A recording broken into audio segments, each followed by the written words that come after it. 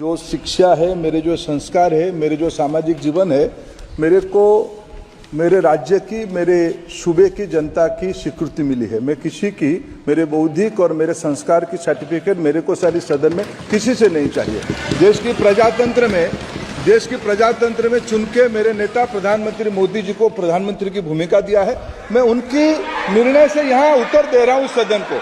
बाकी ये कहना चिल्लाने से सच झूठ नहीं हो जाएगा साहब। ये जो कहा गया देश की अभी की एग्जामिनेशन सिस्टम रबिश है सर, इससे दुर्भाग्यजनक बयान देश की नेता प्रतिपक्ष का कुछ नहीं हो सकता है सर। मैं कठोर शब्द से इसको निंदा करता हूं।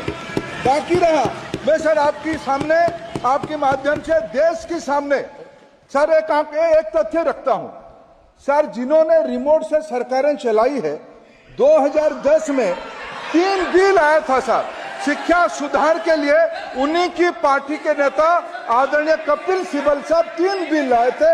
उसमें से एक बिल था एजुकेशन, उसमें एक बिल था prohibition of unfair practice bill 2010, जिसकी उद्देश्य एजुकेशन इंस्टीट्यूशन में माल प्रैक्टिस को बंद करना। सर मेरे सरकार की हिम्मत है, अभी हमने पब्लिक एग्जामिनेशन की रेगुलरिटीज में बिल लाए, कानून बनाए।